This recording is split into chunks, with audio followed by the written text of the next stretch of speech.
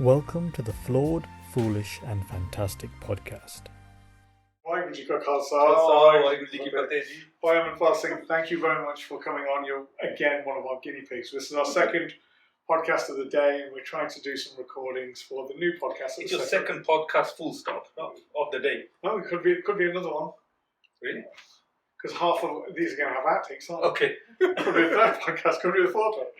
And basically, we're doing a podcast which is called Flawed, Foolish and Fantastic. So me and Kamalpreet Singh, who's behind the camera, we're flawed and foolish, and we're looking for fantastic. And that's what you're here for. You're here to make that up. So basically, what we're trying to do is we just want to promote individuals who are doing different types of work, different types of seva within the Sikh community, within the Punjabi community, within any community. It can be all types of seva. But what we seem to do is focus more on the institutions. And what we want to do is find out what makes that person fantastic. What are they doing? And what have they done during their life that's brought them to this point? It can be a spiritual path. It can be a path due to their work and their education. It can be something that they're giving back to the community. Now, I've known you for years, and I know we've got some wonderful stories between us, some which we may not be able to talk about. No. But this is one thing here is going to be, I'm going to be learning about something that I should have asked 20 years ago, which is who are you? And that's what I want to go into. So my first question, I'm not allowed you to introduce yourself. I want you to introduce yourself in who are you, Amritpal Singh? Wow, that's okay. Well, you've already introduced me as Amritpal Singh. I am Amritpal Singh. I'm associated with quite a few things actually, aren't I? So, you know, a lot of people would know me as Amritpal Singh, part of Kirtan, which is, you know, myself and my wife that do Kirtan together. I also play tabla. I play tabla professionally. I teach. You know, I've done quite a few things. I've been involved with Sikhi Kirtan, you know, ever since childhood. Really, I've been born into a Kirtani family. My father being Bhai Gurdial Singh Rassia, who was the first settled Kirtani in the UK back in the 60s. So I've grown up around Kirtan. I've grown up then accompanying my father when I was 10. And then from there we met at university. That was a great times. And we were involved in the Sikh society there. After that we went our separate ways and we carried on with our own lives. And I set up other things like the Kirtani Development Project. We used to do Kirtan. Oh, yeah. Remember that? Yeah. So we used to do the KDPs, Kirtani Development Project events, and that blew up in a huge way. Yeah. And that's where some of the Kirtanis that we have in the UK now came from. They came from those programs. Oh. Totally forgot about that. I've got all your downloads. Yeah. Because I sit on my hard drive, because that's what I do. I just But you know, the store ethos pajama. behind, Yeah. the ethos behind KDP was that we used to get together, us as Sikh society friends and post, you know, alumni, Sangat. We used to get together. We used to do Kirtan regularly, like a couple of times a week. It was really nice Sangat. And a lot of the time, it'd be the same shabad over and over. And I'm playing tabla, and eventually I'm thinking, guys, you know, change the shabad, not the record. And what they would do is they had no kind of motivation to learn something new. So KDP started, and the rules of KDP was you had every Kirtani had a 15-minute slot. It has to be a brand new shabad that they've never performed before in public, and it's got to be something that themed with the actual event itself. So whether it was Guru Nanak Dev Ji's Gurpurb, or you know, for any other event that was going on, it'd be themed around that. Yeah, I wasn't aware of that. Right. I'm going to bug you now. The first thing you've spoke about is your dad, Gurdial Singh Rassia. And I know from talking to you at university that you were in a Kirtani Jatha with your dad. And it's your brothers, four of you, wasn't it? Four of us. I'm one of 6 boys. Yeah. So I remember the 4 of you, you were just like doing this and doing that. Tell me about your family life. What's your family makeup? Growing up and obviously now as well. Tell me about that and how you got into how your dad brought your family into the Kirtan setup. I think Kirtan was always there anyway. I've Yeah. grown up. I'm talking about my childhood here now.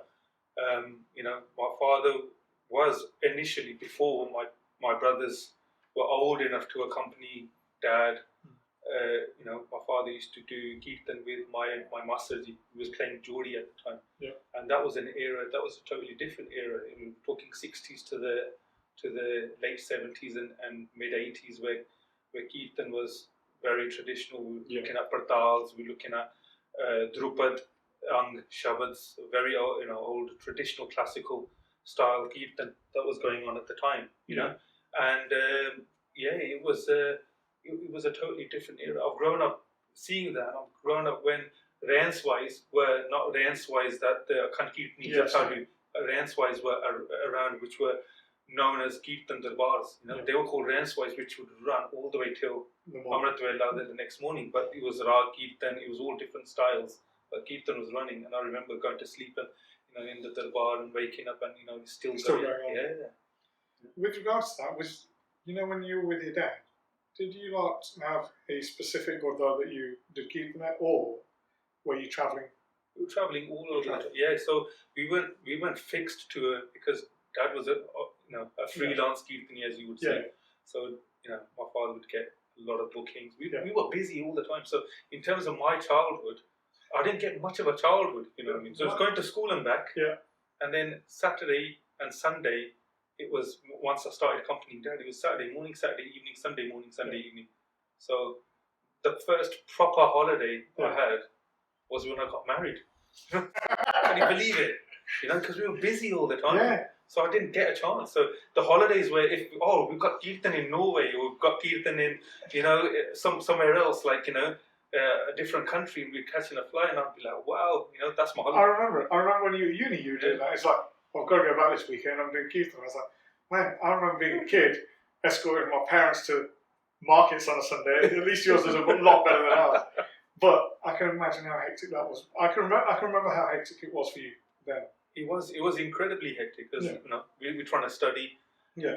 We're still enjoying our lifestyle at university, and studying away. But then coming back, it was literally I had to make the coach back from Leicester, all the way back. Get your bar coach. Yeah, I remember those days. Yeah, and then Sunday evening back, absolutely shattered. And then you got to get ready for college, university as well on Monday morning. Yeah. Well, no, I remember that. I remember you doing the Kirtan, not just there, but for me, I saw, and I'm going to put in and fill in some gaps, which I know is actually for family life, but at university, any sort of program, you were doing double anyway. You had no choice. There seemed to be no choice in the matter. Any program that came up as a Sikh student program, you were doing double. At no point did I ever see you say no. It's one of those things. If you have the skill, and there's not many other tabla players, it's a responsibility, isn't it? Well, I just remember sitting on the stage next to Guru Nanak Gurdwara, trying to play the tabla, and you ripped the crap out of me. And that's because we're friends. And that's at that point I thought, not even going to try. Not even going to try to help you. There's no point. I'm pathetic as it is. But I just remember your skill and what you did, and with the Kirtan. And I totally forgot about, like I said, I know you were doing that with your dad. You say you had a break once you got married, but were you still doing the Kirtan development program prior to getting married? No, it started at the moment we got married. So you didn't, basically, your dad seemed to have offloaded you to another owner. That's what basically seems to happen. Well, with dad, unfortunately, just before, it was a few years before I got married, dad suffered multiple strokes, right, mini strokes, and then after that, everything kind of slowed down. Because again, dad, I'm basically a shadow of my father in the sense that dad he likes to keep busy. Yes. So I've grown up seeing if there was a Kirtan program going on, which there was every weekend anyway. But I've seen come back from school and dad is sitting on the wajah. He's either practicing or he's got books out from his bookcase and he's researching. So, but back then there was no internet. Yeah, so like Sant Swaran Singh Ji's books and things like that. Yeah, Which are absolutely. how to do the rags and Tal. Those, even looking at various different literature where my father would do katha as well, which would accompany the kirtan anyway. Yeah. But I would see dad. Dad was always busy all the time, and he was always engrossed around kirtan, Gurbani, research, all of that. So I saw that myself, and I thought, we can't stay stagnant. We can't be like that. So when dad started to slow down, I think that was nature's way of telling dad, you've done enough. You need to now start tailing off. Yourself. Yeah, and dad we still do kirtan regularly. Yeah. Right at home. So dad, you can't just turn a switch on and turn it off and no more kirtan. So every week we still get together as a family. We do kirtan together. But yeah, it was that inspiration that brought me into looking at what can we do for our generation. Exactly. And what were we doing? Us as youngsters, we kept doing the same one or two shabats. Yeah. And I was thinking, guys, there's something better that can happen here. All right, we are busy. Yeah. But there's no hard and fast rule to go and learn and do something with your skill. I've done with tabla, for example. So we didn't stay stagnant. We look at ways of how can we actually better ourselves in the skill that we're doing, but represent or be on the forefront of the Sikh Panth, representing what skills we have. So I know you've mentioned you went to a couple of programs and the same shovels has been done, and I can imagine that the same tone is being played rather than in the rags that they're supposed to be or in the manner that they're supposed to be composed. How did you and your wife sit there and go, we need to better this and we need to... Was there a moment that you went, I need to sort this shit out? Yeah. Basically. Yeah, that happened before I got married. Okay. Yeah, so I was looking at things. I was again, like I mentioned, I was getting frustrated. Yeah. In a nice way. Yeah. And I thought we need to do something. And when I got married in November. Yeah. And it was my birthday in December. That was my 30th.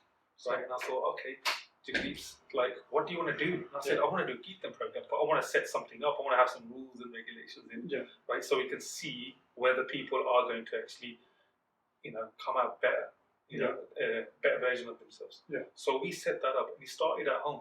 So for my birthday, there's only about 10 of us. Okay. A couple of us did Kirtan. Jagdeep, that's when Jagdeep started doing Kirtan. Okay. Because she wasn't doing any Kirtan at all. She was, I asked her, can you do a Shabad? Yeah. And she said, I know a Shabad, but I can't play the Vajja, I can't play the harmonium to save my life. That's right. So I said, what can you play? So she said, comfortable with the guitar. I've That's been playing since I was a kid. Exactly. Let's go. All right, let's do Kirtan with the guitar. Yeah. And she was very comfortable with her instrument, and that's how we started as Kirtan. So I was about to say, so did the KDP evolve to what Kirtan is now? So is that how Kirtan is a product, it's a byproduct of what happened there. Yeah. So we were doing Kirtan at every 2 months. Yeah.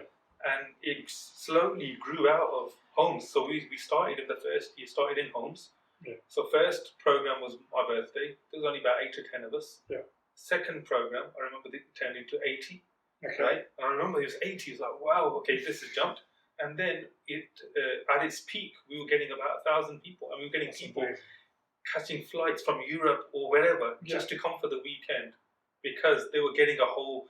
It was like a world variety show of Kirtan, because it had different styles all together. Since obviously the formation of Kirtan, do you still have anything to do with the Kirtan development projects? It's fingers in so many pies. Yeah.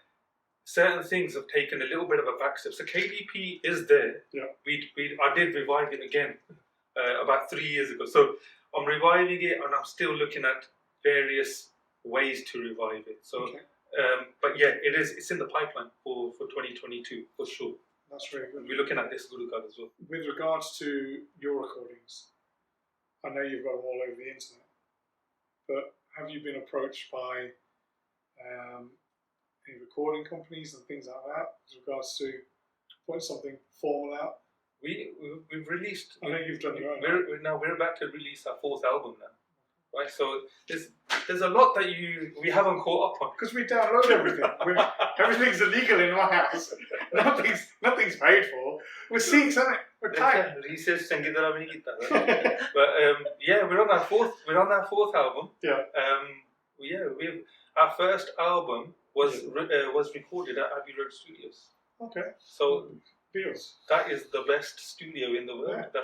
And when we were recording our Kirtan album, it was very odd because we recorded in the same studio as the Beatles, studio number 2, which was a massive room, right? Yeah. And it was fantastic. Our sound engineer, so once we recorded, we'd go in editing sessions and stuff. So when we walk in, our sound engineer is working on the soundtrack for The Hobbit, Skyfall, all of these, The Avengers. So we were watching snippets of the film, and he's going, "Yeah, I'll just be with you in 5 minutes." And then we like, "All right, let's put the Kirtan album folder out, and let's start editing that." So amidst all of that, there's a Kirtan album. That was the first ever Kirtan album recorded at that studio. So we've been very lucky in that sense. More than lucky. That's why people try to take a tour, let alone anything else. It's having the opportunity to actually record them. You do bump into them. They're all there, like Kylie Minogue, and there's a few other well-known celebrities, but we bumped into them. They just say hello. That's amazing. Yeah, it was good fun. What was just going on to that? What was it like for you to actually walk in there, knowing the background of the people who had been in there? That's the thing. The energy is still there. It's absolutely amazing. It was a privilege for us, because we were starting off back then, and we were very lucky. So we'll leave that for the other podcast when Jagdeep's here. Otherwise, we're going to talk too much about. No, definitely. But there's a whole lot to that as well. Going there, how we set up, how we go about recording an album. It's not just we can record an album. There was so much to learn. But now, I think we've got the right formula, and we know what we're doing. Years on. That's amazing. But yeah, we're trying to push ourselves as much as possible. But our ethos was never for the Sikhs, if you know what I mean. Because the Sikhs, the Punjabis, the Sikhs, or around, they've already got Kirtan. Of course. Our Kirtan was never for that. Yeah, but that's the bonus. To open it up to a wider audience. Yeah, a wider audience. And I could see that, and anybody could see that. The moment you start, obviously there's the Tanti Saz Kirtan, you use the Dilla, you use Dalsi, you use all those things. The moment you start incorporating guitar, Western instruments, you're bringing in those people who like those tones, who like those chords, who listen to those chords and feel something from them. And just by that, you'll be attracting other people in. Absolutely. We've had a lot of stories on Instagram, which wasn't too long ago. Yeah. A lady from Ireland, completely non-Sikh, doesn't even know that we Sikh. She doesn't know what Sikhs are. Yeah. She messaged us. She said, she was heavily pregnant. Yeah. She said she was having a lot of discomfort during her pregnancy with the baby. Yeah. The baby's kicking. There's a lot, and she messaged us just to let us know that she's come across our music and our songs, and she said, "Your songs are the only thing that have given me a sense of relaxation, but she's calmed the baby down." So she goes, "We're going to keep listening to it even more." And then she messaged us after the baby's born. She goes, "It's the only thing that she goes to sleep to." That's amazing. And she doesn't know they Kirtan. That's an amazing thing, because we within our own community know that Gurbani helps with these things, and Gurbani is the tone. It's what they listen to. It's the vibration of marble. That's amazing. That's an amazing. That's the key thing. The moment you think that we're doing Kirtan, I think that's where the failure kicks in. Yeah. We're not doing the Kirtan. No. We're merely the instruments. We are the vessels. Yeah. And we're the puppets, and somebody else is the puppeteer. Exactly. And that's how it works. Right. I'm going to move on to two things I really want to talk to you about. One is, I know you've got a voice, amazing voice, but for some reason you were put on the tabla. That's probably your dad going, "This one's only skilled for." I know when I was at Good Nancy College, they taught us the Vajra and everything, and they just went, "You are rubbish. Go over there to the tabla over there." And basically they were like, "Your voice is not even for radio, you get out of it." And one of the things I'm really interested in is your background with tabla. And the reason, what I want to know is your journey for tabla? How did you end up playing the tabla rather than any other instrument? Who did you learn from? How many teachers have you had? And tell me the story up to this point. Because for me, you've been the best tabla player I've come across in my time.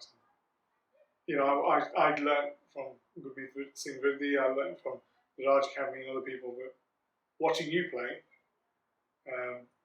is completely different to them. So I want to know your journey with regards to the tabla.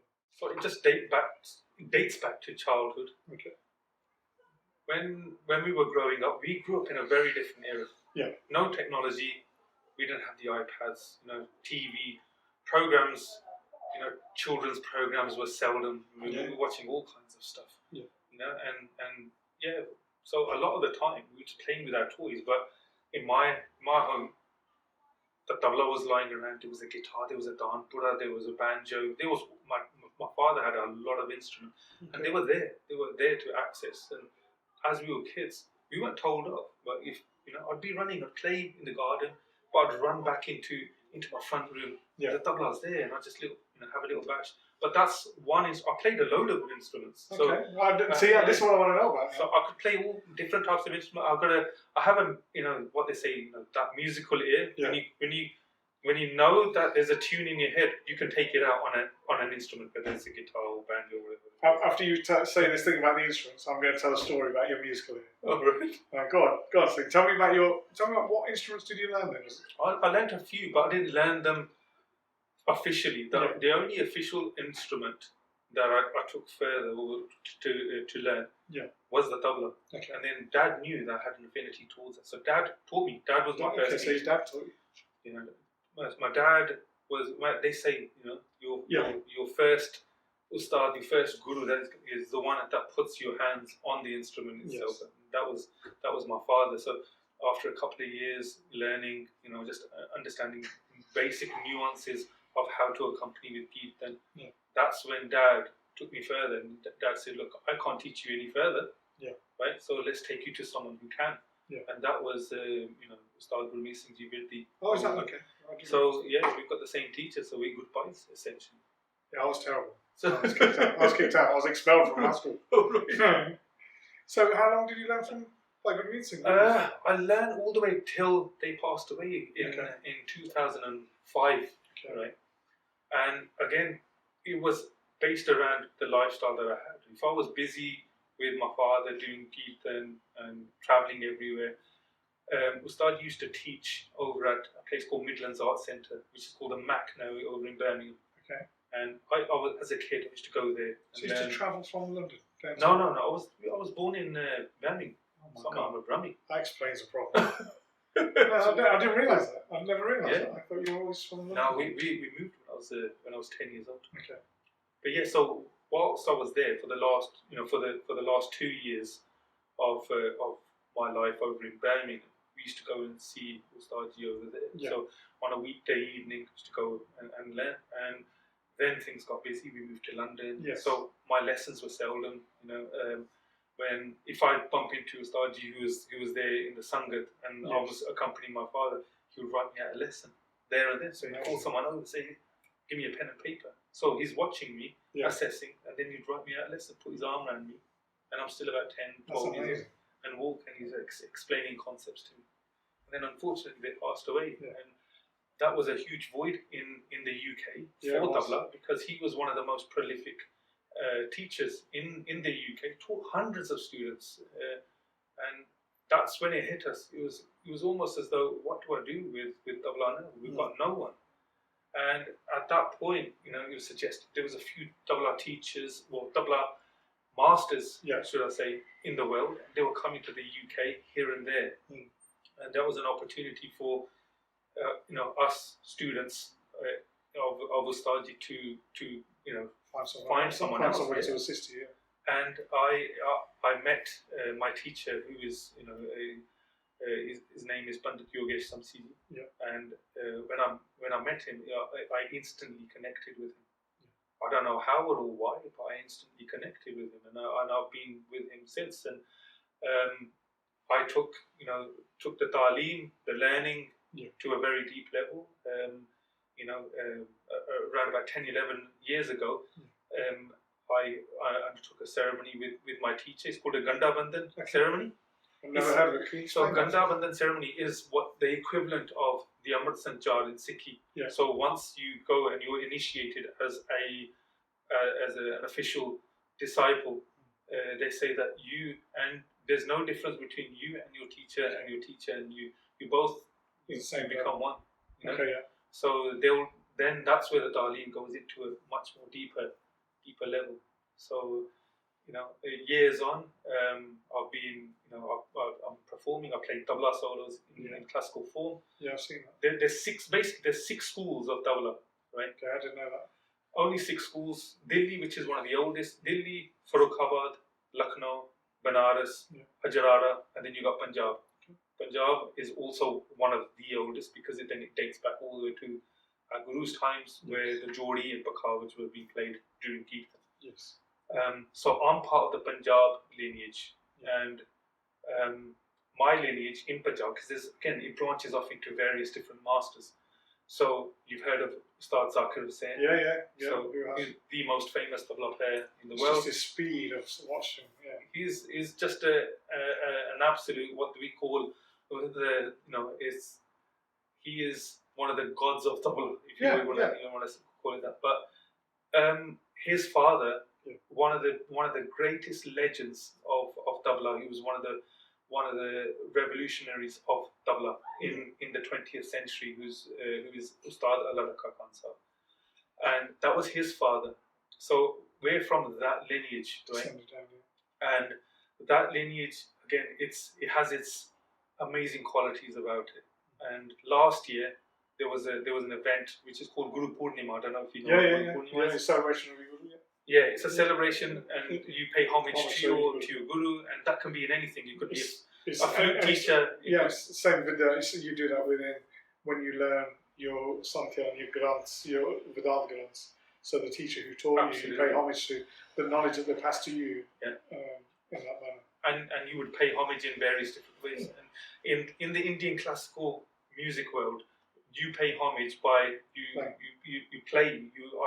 You obviously do their puja, har on them, give them gifts and stuff, and then some of the key students will perform, or they'll conduct various different presentations. Yes. So last year I carried out, I conducted a presentation, lecture demo on a various topic that was given to me, and at that point, my teacher, he appointed me. He gave me a blessing and appointed me as UK's foremost representative of the Ustad Al-Araka lineage. That's amazing. So it's a huge responsibility. Exactly. But it's a massive honour. But it just doesn't stop there. It gives you even more hunger to do well, represent, and take that vidya even further as much as we can. Are you currently teaching? I am teaching. Lifestyle is such that it's very hard. You either teach full time, or we're still doing Kirtan, we're still doing albums, we still do retreats. We do retreats of Kirtan. I teach. I've got a handful of students now, and that is the only ones I can actually give time to, aside of all the other projects that we're doing. Do you teach students so they can teach further? Is it one of those? It's like, when I see it within the Manthis, especially within the Nirmal, so City Mahant will do a bit of teaching, but then those people who are being taught they're the ones to teach others. Is it very similar to that with the position you've now been given?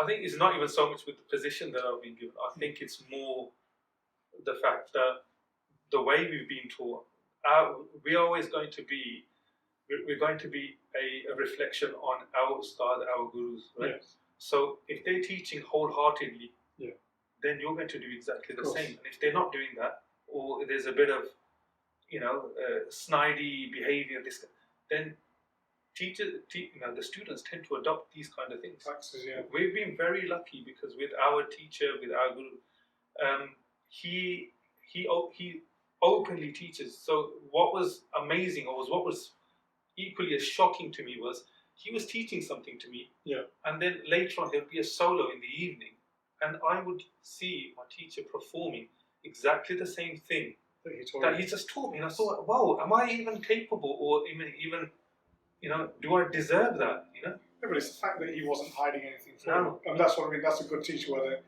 every bit of video they're willing to pass that on and not go, this is mine, this is what keeps me above everybody else. I think that's the key thing is, if there's no insecurities, Yeah.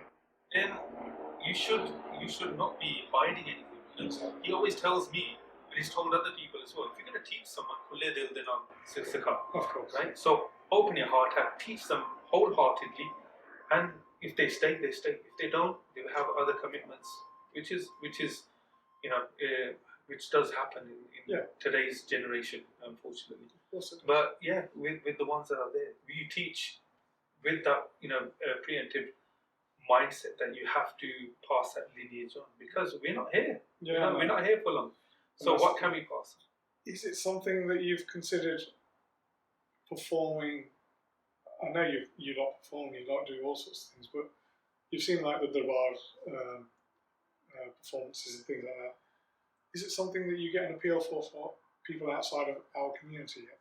Again, that does happen as well. Yeah. So yeah, I mean, I am performing. I'm performing, with various different musicians, with vocalists, sitar, instrumentalists and stuff. So you get these kind of audiences anyway. So and that's what you want. Because the problem with talent is it's not for us. We don't want to hide it within our own community. We want to show the community, every community, this is what we have here. We're here to share that with anybody. Absolutely. Anybody wants to come see. We've got a course. I think it's essential for us, again, going back to Kirtani Development Project, the KDP, when we were, one of the outputs of KDP was to inspire the Sangat and also the Kirtanis to go and learn. Yeah. And you can't just wing it anymore. Yeah, of course. People think that, you know what, I can learn a little bit from YouTube, or I can pick something up and I've got a natural capability. You may, but unless you have a proper teacher who has, talked the talk and walked the walk, you're not going to see that. You'll hit a brick wall physically and mentally and intellectually. You'll hit that brick wall, and you won't go past that. So the point was, us as Gursikhs, we're doing Kirtan. How can we be the best version of ourselves and learn and become a great representative of the Panth that is doing that. So when I'm doing tabla, when I'm playing tabla with my wife, with Jagdeep, you'll hear the most simplest strokes and a very nice calming nature, because that's what's required for that genre, for that style of Kirtan. Yes. And I'm playing with my father, it's totally different. I'll play traditionally. If I'm playing something with a classical, heavy classical Kirtani, then I'll play a different style altogether. But you need to have that versatility. Exactly, because it sets the tone and the mood.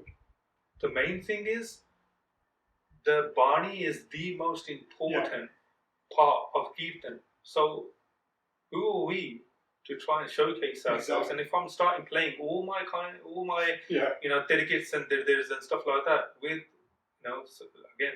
with Jagdeep, and it's not required for that. It's I think that's where the ego kicks in. You have to really put your ego aside as a musician and see what is ideal for the shabad. For the musician. Absolutely. If people can't connect because they're hearing too much of your tabla, or there's too much ustadipan going on, right? I'm fantastic, you've got to hear me. Then it's going to disturb the whole, and then it defeats the purpose of why we're doing Kirtan. It defeats the tone. You can imagine being a somber event, and it's a funeral or something like that, and the Kirtan has to be according to that. And then, like you said, you get it when you talk to the different sants in India, and they're like, Radha Ali Sant had one torki there. That's it.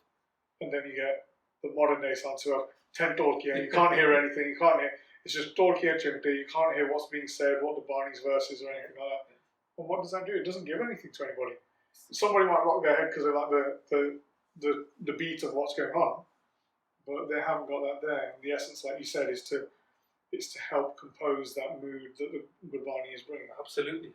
I think the key is also, my dream has always been, we want to, look, how many Sikh musicians do we have that are the cream of the cream, who are doing absolutely fantastic in what they're doing?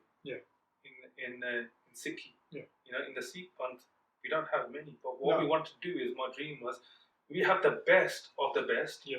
But then they can also do kirtan. So when it's a non-Sikh listening to kirtan, they can say, "Wow, you know, this music's amazing." Yes. And the musicians are absolutely fantastic. And then they'll find out that it's actually kirtan. Yes, exactly. You know, this is what I want to do. But that's what draws.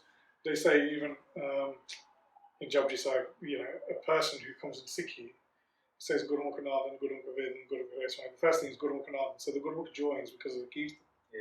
We all did it when we listened to certain shabads and went, "That's amazing." I didn't know what it meant, but it's amazing. And then before you know it, your growth for Gurbani grows and things like that. The understanding of the messages, kirtan is essential. And Maharaj says, "Kaljug mein kirtan padda." Absolutely. So it is amazing. I remember you gave me a book, the B40 Janam Sakhi, Yeah, thanks. which I'll never give back. I owe library funds on that. I had to pay that. I had to pay for the whole book, and I can't even get that book. But you did mention that to me earlier. I did feel bad back then. I actually don't feel bad anymore. I feel fantastic now. So I'm not going to give that book back. But you showed me one chapter, and that still resonates with me, right? Because this chapter was about Guru Nanak Dev Ji meeting Kalyug.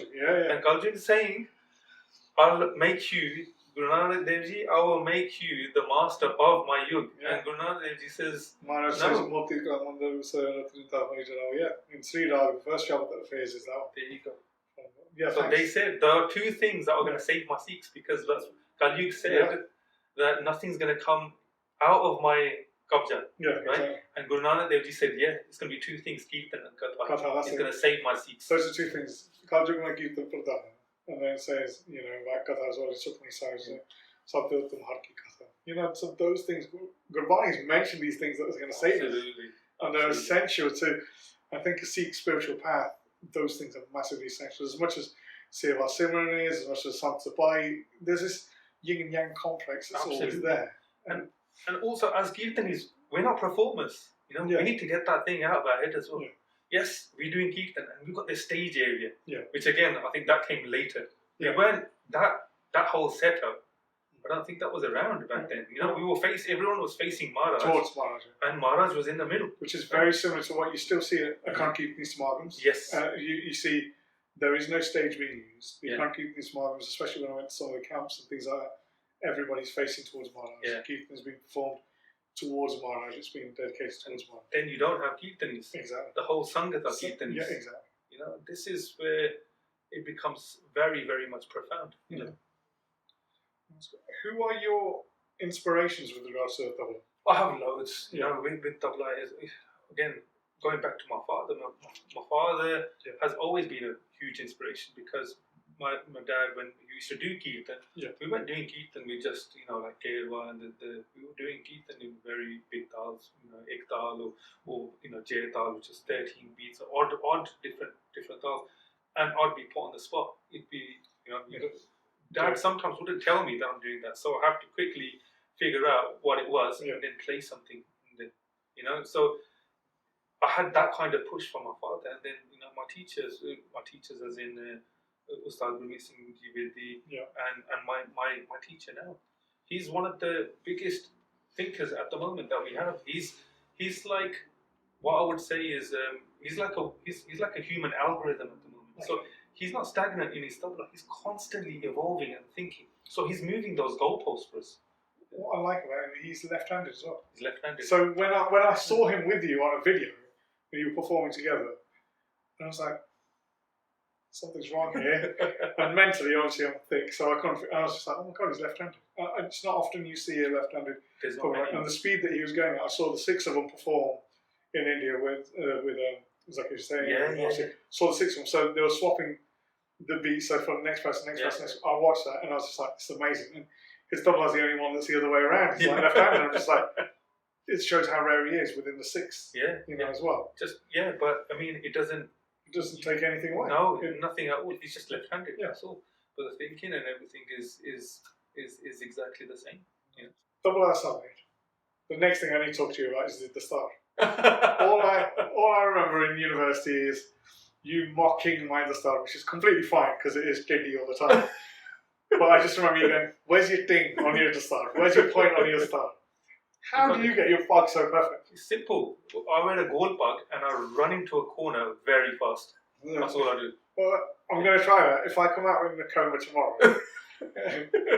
I remember this conversation. But no, for me, I just remember you as this individual who always was smart. I mean, we'd come to university looking like tramps, and you'd be in a shirt and trousers. You're always smart, even if you had jeans on. You were smart. You've always carried yourself. Is that something that's from being a kid and growing up with parents teaching you that? Parents, yeah, I think presentation. Anyway, again, look at it today. I'm in a wrestling top, and you're always smart. Always have been. No, it's just I think it's more so. Again, it is your upbringing, isn't it? So that Dad, I'm always looking at Dad getting ready, have his kurta, churidar, pajama, have his safa ready, and then they'd go off to Kirtan, and I'd be like, whoa! And then odd occasion we go to the Gurdwara, and I'm looking at Dad doing Kirtan with my brothers and stuff. But me being one of the youngest out of the 6 siblings, I've got a younger brother, and then I've got 4 older brothers. There was a big gap between me and my brothers, and 5-year gap between me and the next brother. Yeah. So that was a completely different generation. Yeah. So I grew up looking up to them. They were all into their, shikini, because they were in their late teens and stuff.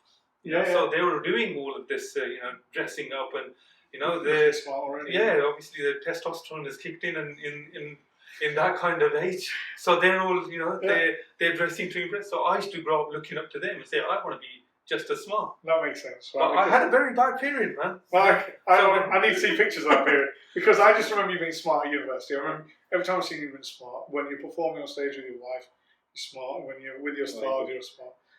My dad dressed smart all the time. My mum dressed smart. And I remember my mum saying to me, look at your dad, he's in suit, tie every week, going to go to he goes, I don't know where you 2 kutte came from. I remember her saying that to me and my brother. But you've always looked the piece. You've always carried yourself. And I don't know, I just want to know where that came from. Yeah, I think it is. It's mainly brothers and family. But then, again, it is one of those things where we've grown up in a period, and this, again, it's quite relevant actually. We grew up in a time where racism was at its peak as well. I remember I was lucky because I had a lot of brothers, so I didn't really get picked on or anything like that, because they knew, he's got lots of brothers. Yeah. So they would leave me alone. But I grew up around that racism. I grew up experiencing racism, not physically, but verbally and stuff. So I've always had this kind of mindset that we're Gursikhs, right? So we're representing in a certain way. We are actually doing prachar of our physical experience. Our physical experience is our prachar. So if we're walking down the street and some people do say, your beard is magnificent. Oh, I love your turban and this and that. That for me is they've taken away that person's a Sikh, right? Yeah. And he's very smart. So it was almost like it was a responsibility. No, I agree with you. We had a chat with Harai Singh this morning. When I was talking to him, we were talking exactly about the Salup of the Sikh, and I was commenting on my work, and I remember them saying, doesn't religion cause a problem with the work that you do? And I was like, no, I work in the police. Sikh were the police for the last 500 years. I said, Guru Gobind Singh gave us a uniform, you can pick us out in 1 in 100,000. Exactly. If that person in the uniform does something wrong, it isn't that individual who gets blamed, it's the whole path. And the same as the police, somebody does one thing wrong, everybody's getting blamed. I was like, we were the defenders and protectors, we always have been. We carried our shastras, that stopped all the baths. Yeah. I was like, so yeah, I understand that, because you're carrying the Guru's form. And if you look like this, people are going to go, man, what's wrong with Guru Gobind Singh things today? I don't look like tramps. No. But that's one thing, you've always carried yourself away. I just want to bring that up. Before we finish off, I just want to touch on a couple of things. Obviously, you've touched upon the institutions of KDP and Kirtan. Can you tell us about any other institutions you're involved in? You've mentioned the tabla one. Is there an actual name for the... No, it's just that school of... It's just that school of... So out of the 6 schools of tabla that originated, I'm part of the Punjab Baj or Punjab Gharana. Yeah. And as, of those Gharanas, one of the most prolific, masters was Ustad Alaraka Khan. So I'm just privileged to be a part of that. I know you're teaching. If other people wanted to learn the skills, I'm expecting they'd look at other teachers as well and whatnot. Would there be opportunities for them to approach you? You probably wouldn't. Absolutely. Yeah. They can approach me. I'm on Instagram under Tony Tabla. Also, you can catch us on Girathan, which is all on social media, Instagram, Facebook. We have our YouTube channel and stuff. So you can get in touch with me. Yeah. If I can't help you myself, I can always guide them in the right direction. That's what I want to know. One thing I would always say is, again, just from my experience, a lot of people are under the impression that you have to learn from a Gursikh. Yes. Which is good, and it's a bonus, but that should not be your be-all and end-all. No, Right? What you need to look at is where can you get the vidya? Instead of looking at the person, look at the vidya. Yeah. And that vidya, that wisdom from that lineage, if it carries something, then learn. And Exactly. if that person is not Sikh, it doesn't matter, because it's about the vidya itself. Yes. Yeah. I totally agree. We all send our kids to school. We don't look at our teachers and go, are they all Punjabi? Are they Absolutely. going to learn maths from Punjabi? But You unfortunately, learn from where the knowledge is. yeah, And if that person who's got the knowledge, as long as they're not looking to compromise you in any other manner, Yeah. then learn from them. and don't whatever you do, just send them to gurdwaras, Yeah. for a free lesson and stuff like that, because that may not necessarily help the next generation. The whole point is you got to set the foundations right. If the foundations are wrong Yes. from the outset, makes life a whole lot difficult. You don't know out of those students, out of those children, which ones had unseen amount of potential. Missed But they were- opportunity. Yeah, misguided. Misguided. Yeah. No, I totally agree with you, because I think we look for, I know people have to prioritise their money and things like that, and they go, this is free, we'll send them there. But if the standards aren't there, then why take them there? In the same way, you won't send them to a school that's run down, not got any walls and Absolutely. things like that, and hasn't got the abilities and skills within the teacher to provide them that education. I mean, it's the same way you got to look at them. My girls now, I've got Yeah. 2 daughters, Yeah. 8 and 5. They're learning Brazilian Jiu-Jitsu. Yeah. Now, I didn't just pick the nearest one. Yeah. I researched, looked at the teachers, and looked at, okay, what kind of products are they producing? They produced UK champions, they produced national champions, and they're doing fantastic. So it's like, well, that's the right thing to do, Yeah. to send them to something like that, rather than, otherwise you're just wasting time. No, I agree with you. You know they're going to batter you, right? They're going to be able to take you. They're already battering me now. I mean, it was hard enough to try to Yeah. have an arm wrestle with you as a uni. We lost on all those, so don't have a task. No, that's fine. And with regards to your contacts, I know you've just given out your Instagram and social media accounts. Is there any other accounts that you can think of? We've got a Instagram. We're all over social Yeah, media. So Instagram, Facebook, YouTube, SoundCloud. We're on Spotify. Yeah. We've got our website, girathan.com. So qi-rathan.com. Yeah, I'm going to say this. I said QI Rathan, and you're like, no, it's Kirtan. So that's my fault. And, I apologise for it. The correct pronunciation is that. I've asked everything I want to ask, but I want to leave the floor open to you. Is there anything you want to talk about, or something we've missed out about yourself? Because this is an opportunity for you to tell people who you are and what your background is, what your aspirations are, or anything. So if there's anything else you want to talk about, please do so. I don't think I've got anything else to say. That's the first time ever you said that. So don't lie to me. No, I think we covered practically most things, So if there's anything else, No, another one's going. We're going to have a talk with regards to the Kirtan project, everything from start to finish. So I would like your partner to be here for yeah, that. absolutely. So you're going to have to listen to my tones again at some point. I apologise. But with regards to this, I really appreciate that. And for anybody listening, like I said, me and my colleague, we are Flawed and Foolish. We're running this to talk to the fantastic. Fantastic today is Amritpal Singh. And I just want to say, for start one, thank you for taking your time out. I appreciate it. And I hope that those people who want to have some background into learning the tabla or Kirtan projects or anything of interest that Amritpal Singh has talked about today, please contact him. The opportunity is being provided here for teachers, especially of this calibre, to reach out and help those who have an interest, and I want people to take the advantage of it. But with regards to this, I really appreciate this Amritpal Singh. And I'll bid you the fateh now, and I'll probably see you for lunch in about 10 minutes. Burgers? Wherever. Okay. Start. ठीक है। वाहिगुरू जी का खालसा, वाहिगुरू जी की फतेह।